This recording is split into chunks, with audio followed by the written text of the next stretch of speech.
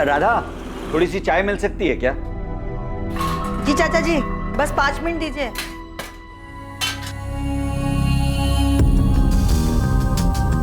संतोष, जरा फोन तो लगाना, सीमा कहाँ पहुंची है?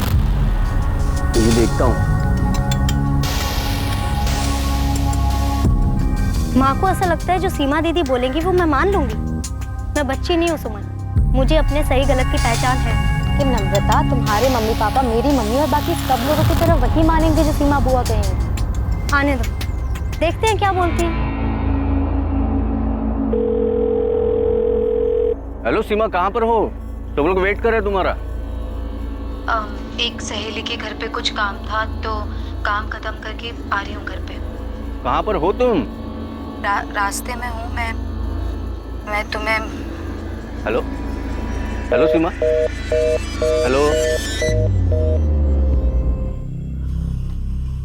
चाचा जी, सीमा रास्ते में ही है, पहुंच रही है। नम्रता के सिर पर जो भूत सवार है ना, बस सीमा ही उसे उतार सकती है, देखना। लो वैशाली। नम्रता को समझाते समझाते थक गई हूँ मैं। नम्रता समझदार है, बस थोड़ी सी बहक गई है। आप चिंता मत करिए, सीमा आएगी, उससे अच्छे से बात करेगी और उसे समझा देगी और उसे सही रास्ता भी दिखा देगी। चाची, प्रिया को लेने मुझे स्कूल जाना है। अगर 2:30 बजे तक सीमा दीदी नहीं आई तो मैं निकल जाऊंगी। वैशाली, मैं ये कह रही थी कि तुम प्रिया को लेके ना स्कूल से सीधे यहीं आ जाना। वो क्या है कि तुम्हारी भी जरूरत पड़ेगी मुझे। कोशिश करूंगी चाची, सीमा दीदी समझा देगी नम्रता को। आप चिंता मत करो, नम्रता बात मान लेगी सीमा दीदी की। चर्चा में आने वाला मामला नम्रता अग्रवाल से संबंधित था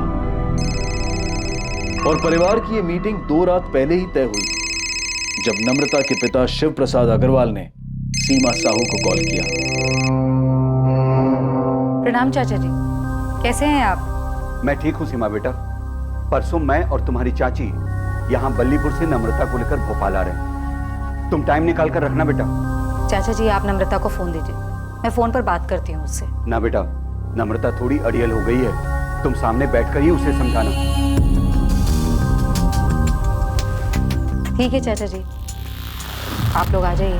हम लोग राधा के घर पर आएंगे, तुम भी वहीं आ जाना दोपहर तक। ठीक है, मैं आ जाऊंगी। वैशाली को भी वहीं बुलाएं। ठीक है, प्रणाम। चाचा जी चाहते हैं कि मैं नम्रता से बात करूं। हाँ, तुम बात कर लो सीमा, लेकिन मेरे ख्याल से उनके फैमिली मैटर में ज्यादा दखल मत देना। उनका फैमिली मैटर, फैमिली तो एक ही है ना यशवंत। अरे वो कजिन है मेरी, चाचा जी की बेटी है। लेकिन दूसरों के मामले में सलाह देने की एक हद होती है। सलाह दखल अंदाजी ना बन जाए, उसका ख्याल रखना चाहिए। ठीक है, मैं बात करूंगी नम्रता से, वो मेरी बात जरूर सुनेगी।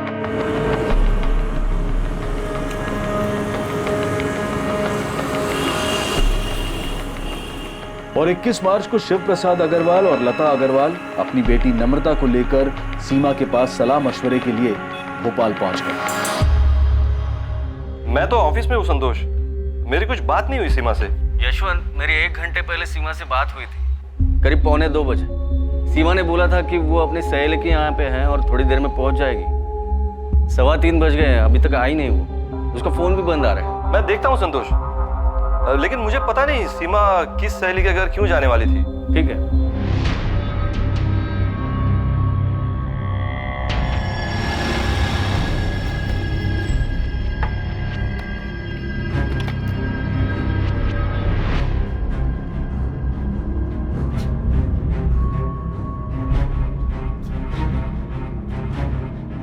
हाँ राजेश, बेटा मम्मी घर पर है क्या? नहीं पापा, यहाँ पर तो ताला लगा हुआ है। और अगर मम्मी राधा मामी के घर जाने वाली थी तो अभी घर वापस क्यों आती? जरा पड़ोस में पूछो, मम्मी कहीं किसी के घर कुछ काम से तो नहीं गई? ठीक है, मैं पूछता हूँ। सीमा कभी ऐसा तो करेगी नहीं। फोन तो अब भी बंद ही आ रहा है चाचा। संतोष, सीमा ने कुछ बताया था कि वो किस सहेली के यहाँ गई है? वो नहीं बताया था, अचानक उसने फोन काट दिया। पर सीमा ऐसा कभी नहीं करेगी, वो लेट भी होती है तो फोन करके बताती है हमेशा। हाँ, लेकिन यहाँ उसका फोन ही बंद है। संतोष, फिर से ट्राई करो, हो सकता है उसके फोन की बैटरी गई हो और वो फोन चार्ज कर रही हो।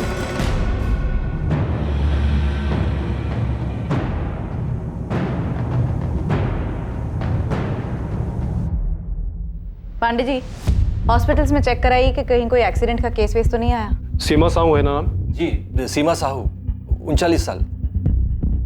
मैडम मेरी वाइफ कभी ऐसा नहीं करती, वो कभी अपना फोन ऑफ नहीं रखती। मम्मी घर से 11 बजे निकली थी। मैंने पड़ोस में रहने वाली गायत्री आंटी से पता किया।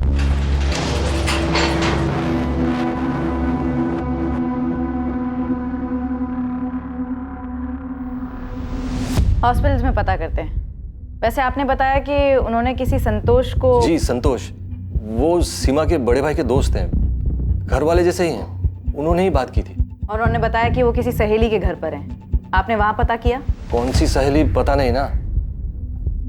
सीमा के दोस्त हैं, वो तो हमारे मोहल्ले में ही रहते हैं। और मैडम आज सीमा के चाचा जी खास बल्लीपुर से यहाँ आए थे सीमा को मिलने। उनकी मीटिंग तय थी, पर इसमें सीमा का इस तरह कहीं चले जाना। ठीक है, देखते हैं। वैसे हम कल तक वेट करके ही मिसिंग का FIR बना सकते हैं। आपकी वाइफ अडल्ट हैं। आप लोग अपनी तरफ से कोशिशें जारी रखिए। हो सकता है किसी के घर पर हो, पूछताछ करते रहिए। जी मैम।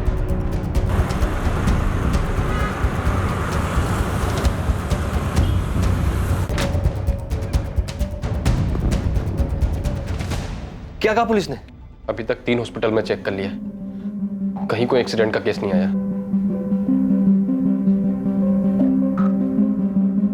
चाचा जी, मैंने बहुत जगह पूछा, कहीं कोई रिक्शा विक्शा के एक्सीडेंट की खबर नहीं है। तो कहाँ गई होगी सीमा?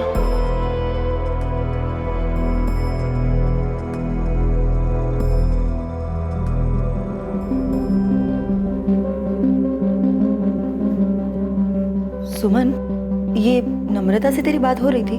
हाँ, बातें तो हो ही रही थी, लेकिन तुम ऐसे क्यों पूछ रही हो जैसे मुझे कुछ पता है कि सीमा बुआ कहाँ गई हैं? बेटा, मुझे लगता है नम्रता है ना, ये यहाँ अपने मन से नहीं आई थी सीमा से बात करने। चाचा चाची इसे जबरदस्ती लेकर आए हैं। अम्मा, तुम खुद नम्रता से क्यों नहीं पूछ लेती? उसे पता होगा कि सीमा बुआ यहाँ क्यों नहीं आई। लो देख लो, सीमा दीदी मुझे एडवाइस देने वाली थी, बात करने वाली थी, समझाने वाली थी, अब खुद ही रफू चक्कर हो गई।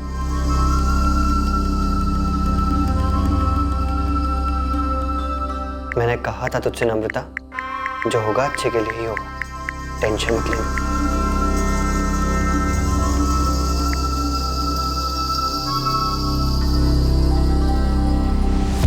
क्या कोई ऐसी बात है जिसकी वजह से वो अपने आप कहीं चली गई? ये क्या बात कर रहे हैं सर? सीमा अपने आप क्यों जाएगी? हाँ सर, सीमा दीदी अपने आप क्यों जाएगी? उनका परिवार है, पति है, बेटा है, हम सब हैं। सीमा हमारे परिवार की मुखिया जैसी है, सब सलाह लेते हैं उससे। वैशाली, ये जो आपकी कजन है नम्रता, इसका क्या माजरा? उससे क्या बात करनी थी? सीमा को क्या समझाना था उसे? फैमिली मैटर था। तो फिर जाइए और जाकर अपना फैमिली मैटर सॉल्व करिए। जब तक आप हमें पूरी बात नहीं बताएंगे, हम उसे ढूंढेंगे कैसे? सर, नम्रता के गांव बल्लीपुर में एक लड़का है, हिमांशु कनौजिया। नम्रता उससे शादी करना चाहती है।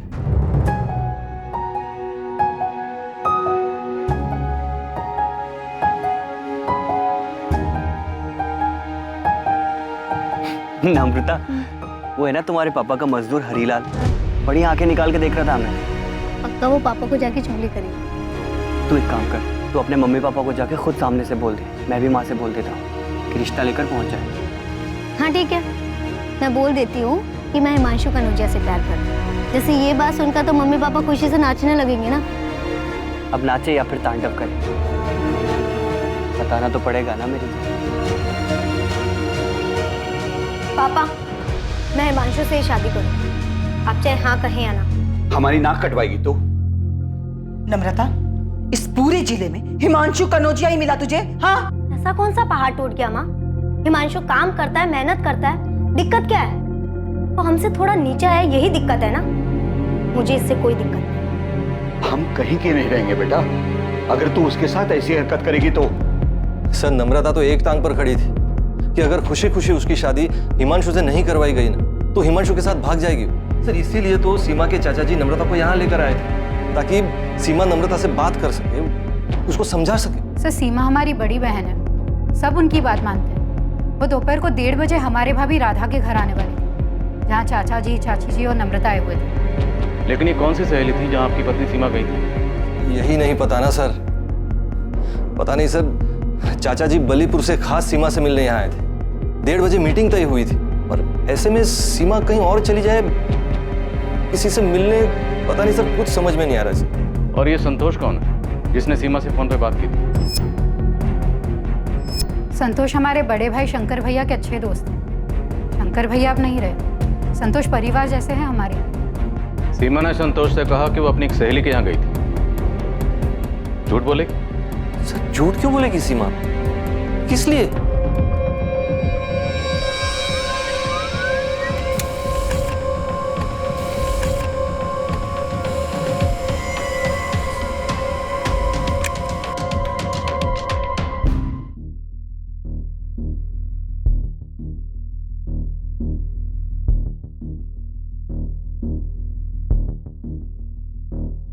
सारे हॉस्पिटल चेक किए, एक्सीडेंट तो नहीं हुआ है। नॉर्मल नहीं है साहब ऐसे गायब होना। ये पक्का आप जो नम्रता बोल रहे हैं उसके कनेक्शन से कुछ हुआ होगा, क्योंकि घर की एक जिम्मेदार औरत जिस पे पूरे परिवार वाले अपने अहम फैसले लेने के लिए निर्भर करते हो, वो खुद से तो गायब नहीं हो सकती। नम्रता वाला एंगल हम चेक करेंगे।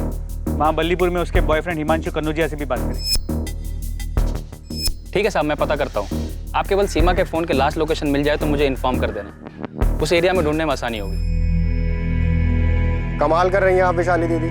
और चाचा जी को भोपाल बुलाकर यहाँ सीमा दीदी बल्लीपुर क्यों आएगी? और अगर हमारे घर यहाँ आना होता उन्हें तो क्या बता के नहीं आएगी? मुकेश 3 दिन हो गए, सीमा दीदी का कुछ पता नहीं चल रहा। ऐसे कहाँ चली गई वो? ये पक्का हिमांशु और नम्रता का किया कराया है। चाचा जी भी अजीब है, अगर नम्रता का ऐसा कुछ चल भी रहा था तो यहाँ आके हमसे बात नहीं की है, वहाँ सीधा भोपाल पहुँच गए। मुकेश अभी ये सब बात करने का टाइम नहीं है। दीदी गायब है, पहले उन्हें ढूंढना है। क्या हुआ, कुछ पता चला मुकेश? नहीं, बस सीमा दीदी का फोन अभी भी बंद आ रहा है। तंग आ गई होगी, हर किसी का प्रॉब्लम सुलझाते सुलझाते।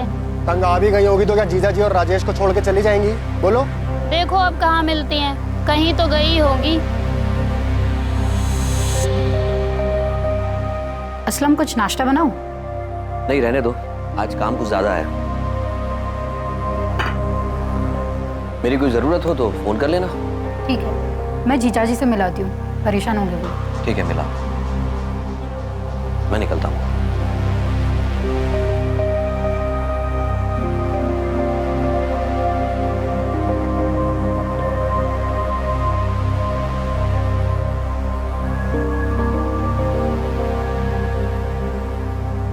पापा, सीमा दीदी गायब होगी तो हिमांशु क्या कर सकता है? उसे वहां बल्लीपुर में पुलिस क्यों उठाने के लिए गई है? नम्रता, भोपाल आने से पहले कुछ बात हुई थी सीमा से तुम्हारी? नहीं हुई थी। और मैं क्यों करूंगी बात? मुझे यहाँ पर जबरदस्ती बात करने के लिए बुलाया गया था, तो मैं उनसे सामने से क्यों करूंगी बात? नम्रता, कहीं तुमने और हिमांशु ने तो कुछ नहीं किया? हाँ पापा, मैंने और हिमांशु दोनों ने मिलकर सीमा दीदी को गायब कर दिया, ताकि वो मुझसे कोई बात ना कर सके, मुझे अपना लेक्चर ना दे सके। बस सीमा दीदी खुद ही चली गई है यहाँ से।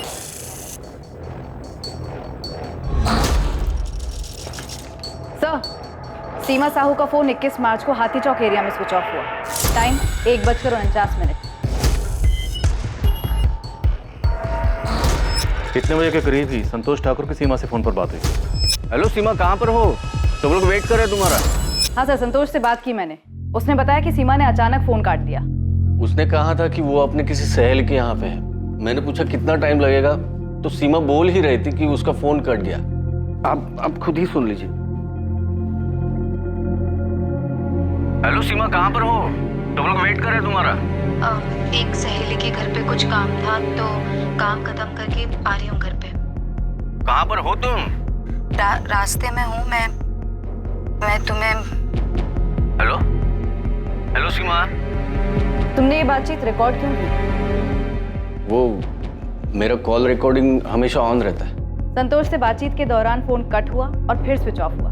लेकिन सर 21 मार्च को सिर्फ एक और ऐसा नंबर है जिससे सीमा के नंबर पर कॉल आया था। किसका नंबर है? असलम शेख का। हेलो, हाँ जी, वो सीमा दीदी हमारी पत्नी वैशाली की बड़ी बहन है। तुमने 21 मार्च की सुबह सीमा से बात की, जिस दिन वो लापता हुई। जी बात की थी हमने। तुम्हें सीमा के कहीं जाने या गायब होने की जानकारी है? उस दिन सीमा दीदी एक ही बात को लेकर बहुत परेशान थी। उनकी चचेरी बहन है नम्रता, उससे बात करके उनको कुछ समझाना था। हमारी पत्नी वैशाली ने हमसे फोन करके कहा था हम बात कर लें दीदी से, इसीलिए हमारी बात हुई थी सुबह 8 बजे। और कॉल रिकॉर्ड्स के हिसाब से भी असलम का फ़ोन 8 बजे का ही है। इस सीमा साहू के बारे में और पता करो। पूरा परिवार से सलाह लेते तो मतलब काफ़ी समझदार और मैच्योर किस्म की लेडी। ऐसे तो कहीं नहीं जा सकती। कॉल रिकॉर्ड्स निकलाओ और देखो कि और किस किस से बात होती रही। हाँ सर, भोपाल जाने से पहले मेरी और नम्रता की बात हुई थी कि कैसे सीमा दीदी को समझाए कि वो नम्रता को ज़्यादा ज्ञान ना बांटे, उल्टा उसके मम्मी पापा को समझाए। हम कुछ गलत नहीं कर रहे थे, उससे शादी करनी है हमको। तो देखा कि सीमा साहू को समझाना मुश्किल हो, इसीलिए तुमने और नम्रता ने गलत रास्ता अपनाया। सीमा दीदी कुछ ज़्यादा ही दखल अंदाजी करती हैं सबके लाइफ में, बड़ा जज समझती हैं अपने आप को। तू वैशाली दी से बात कर ले। मैंने वैशाली दीदी से ही बात की थी। आप तो मुझे सपोर्ट करो वैशाली दीदी। क्या सबको सीमा दीदी के हुक्म से ही चलेगा? नम्रता, मैं कुछ भी बोलूं पर तुम्हारे पापा सिर्फ सीमा दीदी की बात सुनेंगे। भोपाल आ रहे हैं सीमा दीदी से मिलने, तो बस समझ लो कि सीमा दीदी तुम्हें ही समझाने वाली कि तुम गलत कर रही हो। कोई कुछ भी कहे, शादी तो मैं हिमांशु से ही करने वाली हूँ, फिर चाहे वो सीमा दीदी हो या कोई और। बाहर में गई सीमा दीदी, चलो भाग चलते हैं। नम्रता, मैं माँ को अकेले से छोड़कर नहीं जा सकता। तुम एक बार सीमा दी से बात कर लो, क्या पता जज साहिबा हमारे पक्ष में ही फैसला सुना दे। ऐसा हो ही नहीं सकता। मैं जानती हूँ उनको अच्छे से, फैमिली में अपना पावर दिखाना अच्छा लगता है उनको। गलत तब होता सर जब मैं नम्रता को भगा कर ले जाता, लेकिन मैं ऐसा नहीं करता क्योंकि बाद में बल्लीपुर में तकलीफ मेरी माँ झेलती। मैं शादी करना चाहता था सर, लेकिन आप जिस तरह से सवाल कर रहे हैं ऐसा लगता है जैसे मैंने कुछ किया है। तो मैं इतना बेवकूफ़ नहीं हूँ सर कि सीमा दीदी के साथ कुछ करता। तो नम्रता ने खुद से कुछ किया है? सर, उनके पूरे परिवार में सीमा दीदी का ही हुक्म चलता है। सब अपने छोटे बड़े मसले लेकर उनकी चौखट पर पहुंच जाते हैं। सारे फैसले सीमा दीदी ही करती है। अब किसी को ठेस पहुंची होगी सर उनके फैसले से। सर, मेरी और नम्रता की शादी की बात निकले अभी 1 महीना भी नहीं हुआ है। आपको लगता है कि हमने उनका मर्डर हमने तो मर्डर की बात भी नहीं। लेकिन सर, आप ही ने कहा है कि सीमा दीदी को कुछ किया, तो कोई क्या करेगा सर? अगवा करके कोई ऐसे ही रखेगा क्या? तो मर्डर हुआ है उसका? अरे सर, आप तो मुझे ही चक्कर में फंसा रहे सर। मैंने तो बस ऐसे ही कहा है। आज 4 दिन हो गए सर, कोई ऐसे ही थोड़ी चला जाता है। सीमा साहू का ऐसे अचानक गायब होना हर किसी की समझ से परे था। सीमा के चाचा शिव प्रसाद और चाची लता खुद को इस घटना के लिए जिम्मेदार मान रहे थे। कहीं सबके पीछे की वजह यह तो नहीं थी कि वो सीमा से अपनी बेटी के लिए सलाह मशवरा करना चाहते थे। परिवार के सभी लोग सीमा को अपनी शक्ति का स्रोत और सबसे विश्वसनीय मानते थे, लेकिन अब किसी को समझ में नहीं आ रहा था कि सीमा कहां चली गई और उसके साथ क्या हुआ।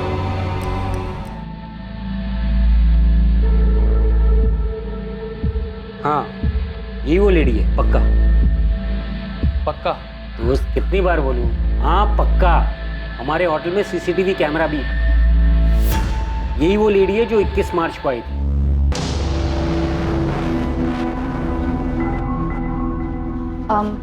Room number 201, Mukhtar Syed.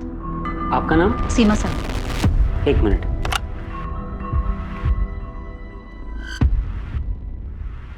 मुख्तार सैयद, ये कौन है? उस दिन सुबह ही चेक इन किए थे। बुजुर्ग आदमी थे। 21 मार्च को चेक इन किए थे और 22 मार्च की सुबह को चेकआउट कर दिए थे।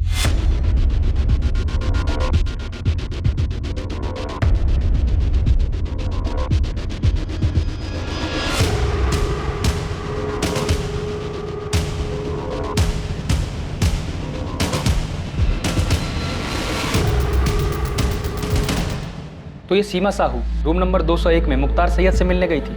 हाँ, मैंने मुख्तार जी से बात की थी और फिर इस लेडी को उनके कमरे में भेजा था।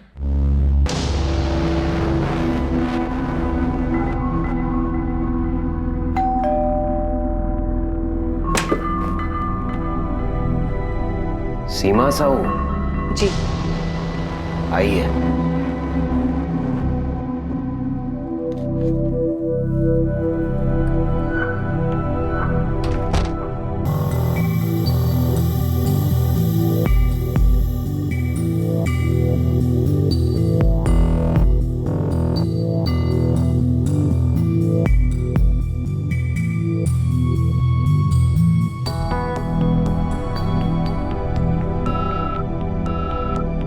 ये रेड साइन होटल हाथी चौक पर है मैडम, जहां आपने कहा था कि सीमा साहू का फोन स्विच ऑफ हुआ। लेकिन सीमा मुख्तार सैयद से मिलने क्यों गई थी?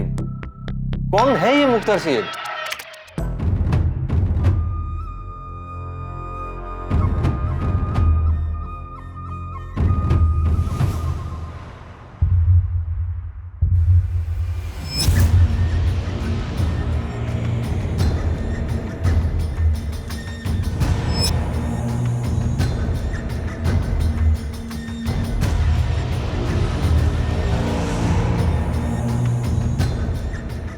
पता नहीं सर, ये कौन है? हमें होटल के रिकॉर्ड से ये आधार कार्ड मिला है। अगर ये आधार कार्ड असली है तो हम इसकी बाकी डिटेल्स निकलवाएंगे। और आप इस तस्वीर को देखिए, ये कोई बाबा किस्म का आदमी लगता है। क्या सीमा किसी बाबा से मिली थी?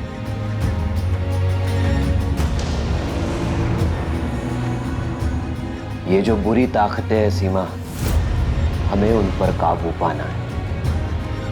जो तुम्हारे मंसूबे पर बुरी नजर डाल रहे हैं, उन बुरी नजरों को हमें दूर करना है। हम सबको मिलकर इन बुरे प्रभावों पर वार करना है और इन नकारात्मक तत्वों को हमें मिटाना है।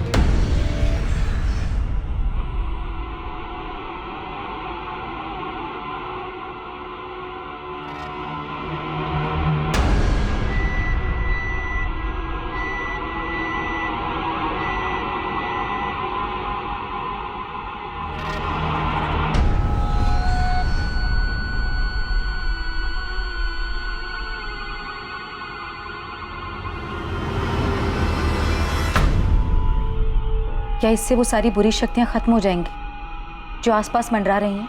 सब कुछ खत्म हो जाएगा, धीरे धीरे सब कुछ खत्म हो जाएगा।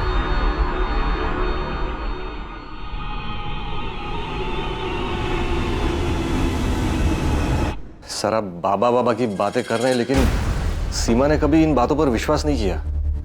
सर ये मुख्तार सैयद है कौन?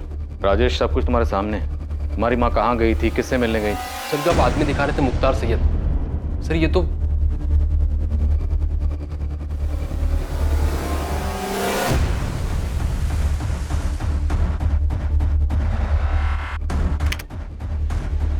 ध्यान से देखिए सर, इस आदमी के चेहरे पे दाढ़ी में सब कुछ नकली लग रहा है।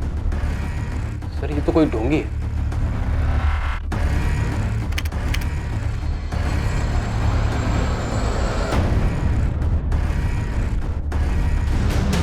सही कह रहे हो राजेश,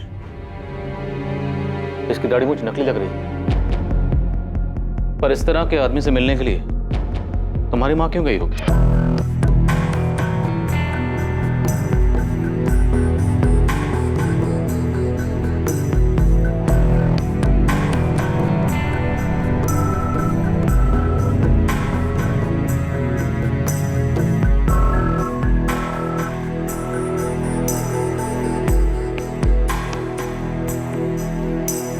सीमा कभी किसी बाबा के पास नहीं गई।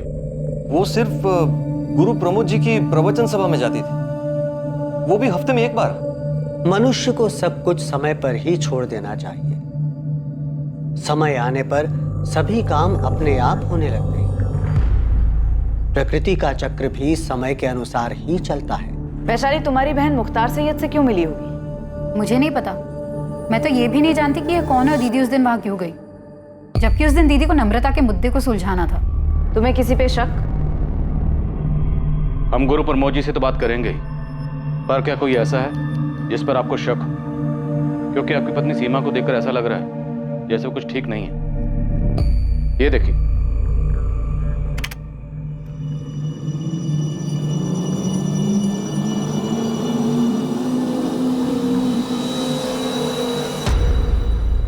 सीमा जिस तरह से चल रही है, ऐसा लग रहा है जैसे ये नशे में।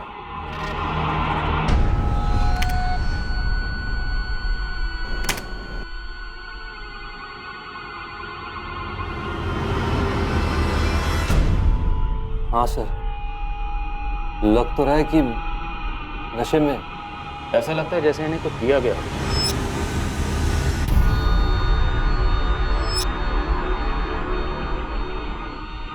हाँ, ऐसा लग रहा है कि सीमा दीदी को किसी ने कोई नशीली चीज खिलाई पिलाई होगी। ऐसा ही लग रहा है। हमने उसकी आवाज भी सुनी। संतोष ने उसके साथ हुए कॉल को रिकॉर्ड कर लिया था। एक सहेली के घर पे कुछ काम था, तो काम खत्म करके आ रही हूँ घर पे। कहाँ पर हो तुम? रास्ते में हूँ मैं तुम्हें। हेलो हेलो सीमा।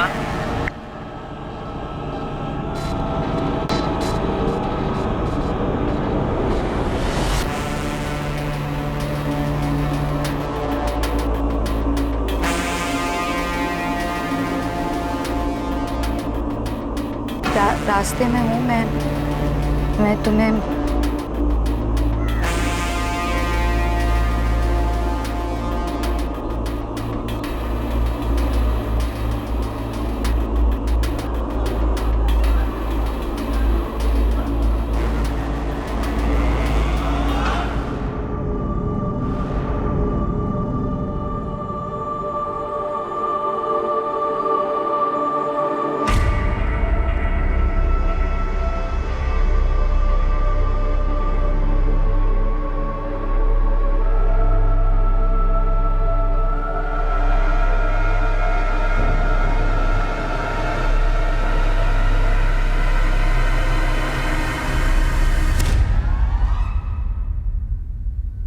जीजा जी, ये संतोष ने कुछ किया है। संतोष ठाकुर?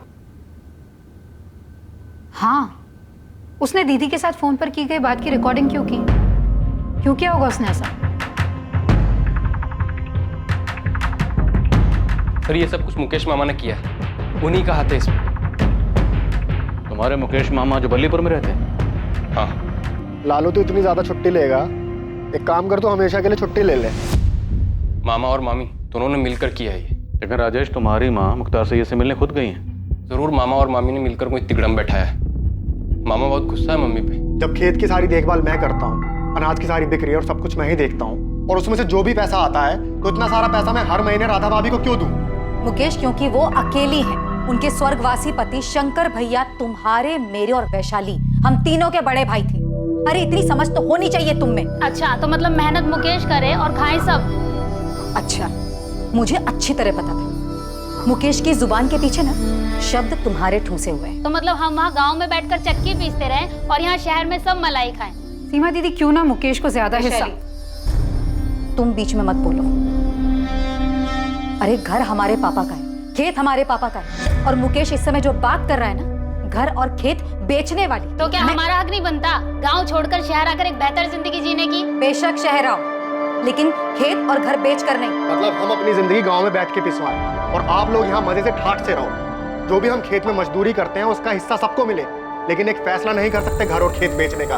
अरे मुकेश, खेत और घर में शंकर भैया तुम्हारा, मेरा और वैशाली का, हम सबका बराबर का हिस्सा है। हमारी शादी से पहले सब काम मुकेश ही संभालता आ रहा था और शादी के बाद हम दोनों मिलकर संभाल रहे हैं। हाँ, तो अब नहीं संभाला जा रहा है ना, तो छोड़ दो। वहां हम किसी और को लगा देंगे, माँ को अपने पास बुला लेंगे। तुम और मुकेश निकल जाओ इन सबके बीच से। सीमा, गुस्से पर काबू रखो। यशवंत, मुझे पता है मैं क्या कर रही हूँ और क्या बोल रही हूँ। अरे मुकेश को ये सारी चाबी चढ़ाने वाली ना, ये चंचल है।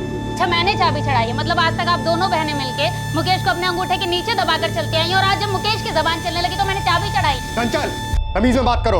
अरे तुम भी डरपोक हो। ये सीमा दीदी आज तक अपनी मनमानी करती है और आगे भी अपनी चलाती रहेंगी। चंचल, अरे दीदी, आप भी इन्हीं के नीचे दबी हुई है। चल, चुप कर। चुप। मुकेश मामा और चंचल मामी के अंदर बहुत गुस्सा भरा मम्मी के लिए।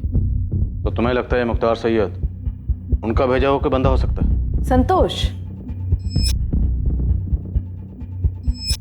हाँ, हमें भी डाउट तो हुआ था कि संतोष ने कॉल रिकॉर्ड क्यों किया। जीजा जी मानने को तैयार नहीं है, लेकिन मैं कह रही हूँ, ये संतोष की नजर दीदी की तरफ मुझे कभी ठीक नहीं लगी। मुझे भी अजीब लग रहा है कि उसने आके दीदी का कॉल रिकॉर्ड क्यों किया। एड्रेस तो यही है सर, लेकिन मैं यहाँ 15 सालों से रहता हूँ। इदरीस खान नाम है मेरा। और सर, मैंने आज तक किसी मुख्तार सैयद नाम के आदमी को यहाँ हुसैन नगर में न देखा है न सुना है। जरा ध्यान से देखिए, फोटो से भी पहचान में नहीं आ रहा। नहीं सर, चाहिए तो मस्जिद के इमाम साहब से भी पूछ के देखता हूँ, लेकिन ये एड्रेस मेरा ही है।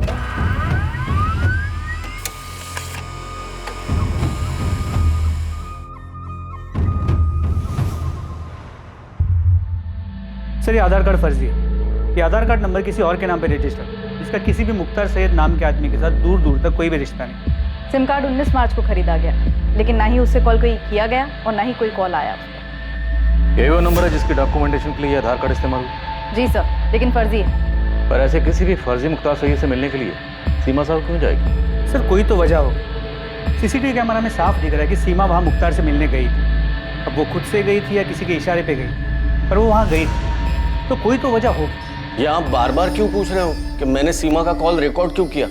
क्योंकि सीमा के फोन पर आखिरी कॉल तुमने किया था 21 मार्च 1:45 और ये महज इत्तेफाक नहीं है कि सीमा गायब है, वो नशे में लग रही है और तुमने कॉल रिकॉर्ड किया। क्यों? सर मेरे फोन में कॉल रिकॉर्डर हमेशा ऑन रहता है सर। इससे पहले सब लोगों के कॉल रिकॉर्ड हुए हैं सर, मैं आपको दिखाता हूँ। ये बताओ कि तुम्हारा रिकॉर्डर ऑन क्यों रहता है? सर मेरा प्रॉपर्टी डीलिंग का बिजनेस है, कभी कभी फोन पर कोई धमकी देता है, इसलिए अपने सेफ्टी के लिए मैं रिकॉर्ड कर लेता हूँ। और सर मैं सीमा के बड़े भाई का जिगरी दोस्त रहा हूँ, उसके फैमिली के साथ मेरा अपने फैमिली जैसा रिश्ता है। और सीमा, उसके साथ तुम्हारा कैसा रिश्ता है? अब आप ये वाहियात इल्जाम मुझे पर लगाएंगे? ये आप लोग संतोष जी से ऐसे भद्दे सवाल कैसे पूछ सकते हैं और उन पे इल्जाम कैसे लगा सकते हैं? क्योंकि सीमा गायब हुई है, तुम्हारे स्वर्गवासी पति की छोटी बहन। तो सीमा के गायब होने में संतोष जी का कैसे हाथ हो सकता है? तो फिर किसका हो सकता है, आप ही बता दीजिए। मुझे क्या पता, हो सकता है नम्रता जिससे शादी करना चाहती है उस लड़के का हाथ हो। वैसे भी नम्रता बहुत चिड़ी हुई थी और उसने मेरी बेटी सुमन को भी बताया।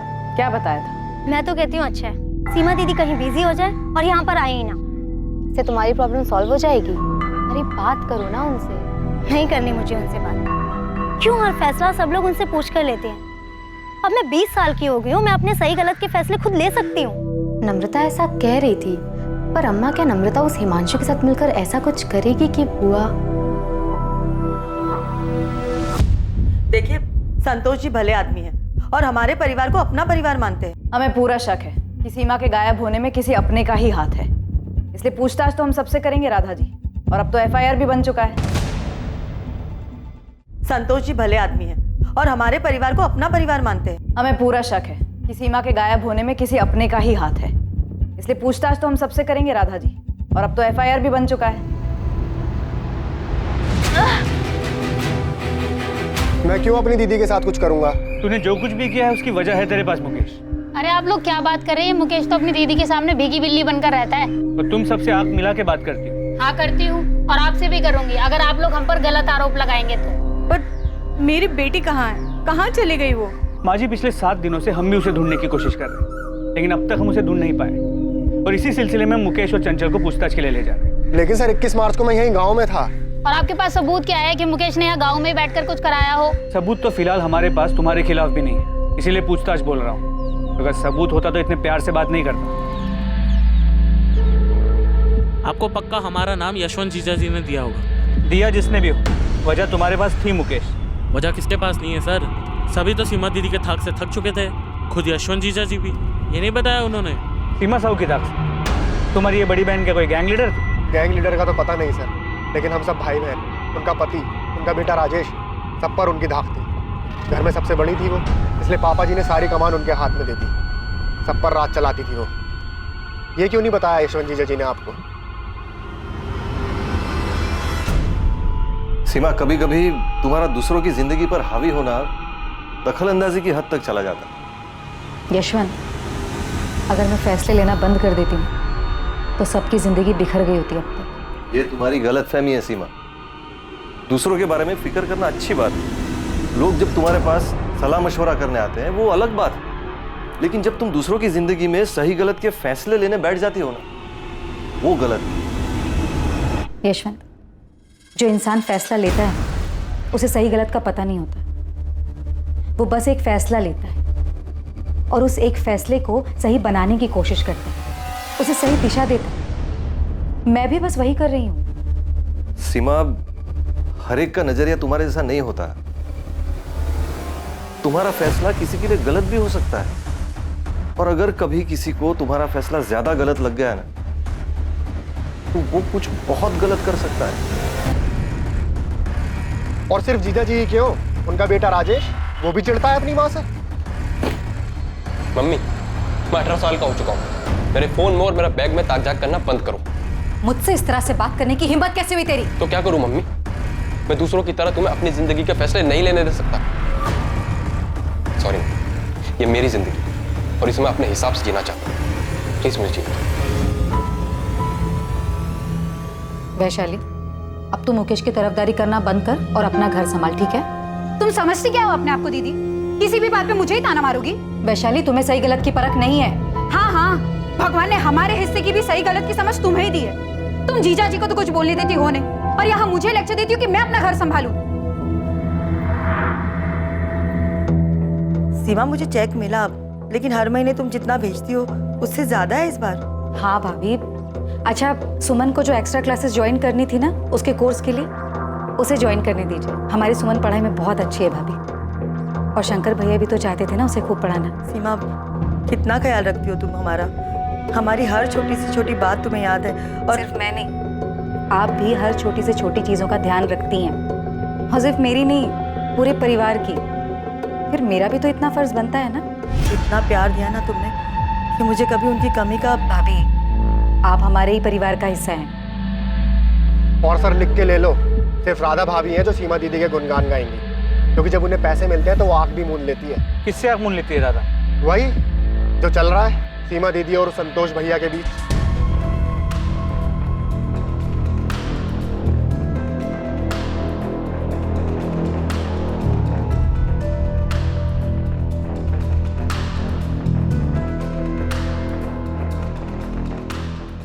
पिंटू, मुझे किसी भी सूरत में ये इन्फॉर्मेशन चाहिए कि सीमा साहू इस मुख्तार सैयद से मिलने होटल क्यों गई। ठीक है साहब, मैं पता करता हूँ, लेकिन आप एक बार असलम शेख से भी पूछताछ करो साहब।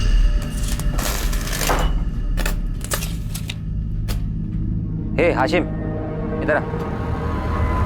ये दरवाजे का माप था ना तेरे पास बराबर, ये 4 इंच छोटा कैसे हो गया? असलम भाई, पहले माप देखो आप।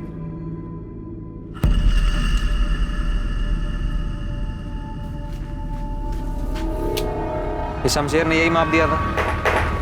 ए हाशिम, क्या कुछ भी? मुझ पे क्यों इल्जाम लगा रहा है? क्या है शमशेर ये? तूने माप ही गलत लिया है। बताओ।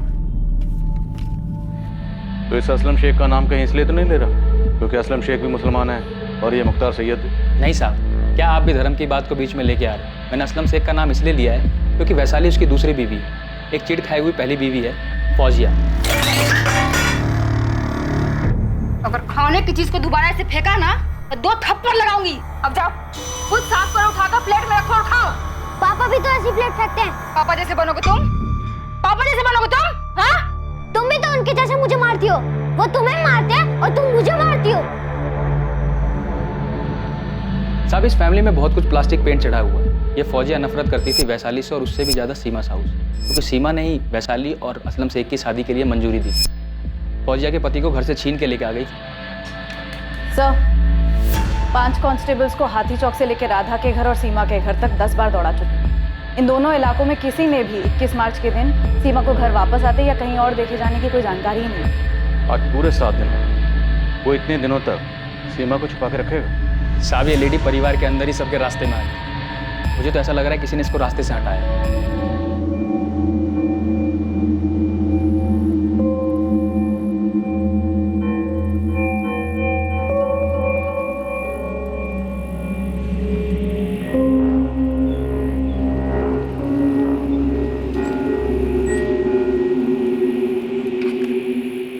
पता है, मुकेश भैया और चंचल भाभी को पुलिस पकड़ के ले गई। हाँ, और वहाँ भोपाल में भी काफी हलचल है। तेरे मम्मी पापा क्या बोल रहे हैं? पूछ रहे हैं मुझसे बार बार कि कैसे मैंने सीमा दीदी को गायब कर दिया, जैसे मैंने कोई झाड़ फूक करके उनको अपने वश में कर लिया।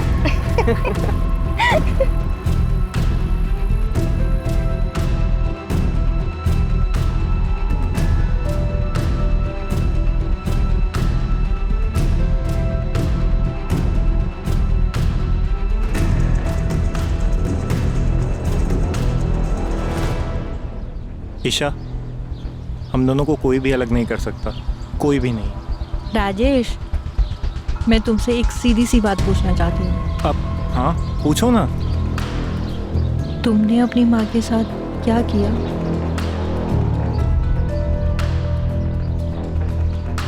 कभी कभी लगता है कि सीमा को ऐसे सब लोगों की लाइफ में घुसना नहीं चाहिए था। संतोष जी, आपको वो कॉल रिकॉर्डिंग डिलीट कर देनी चाहिए।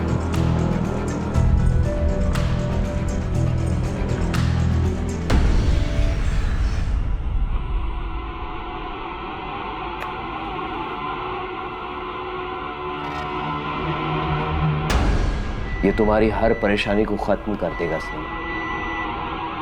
ये हर बुरे साये को मिटा देगा।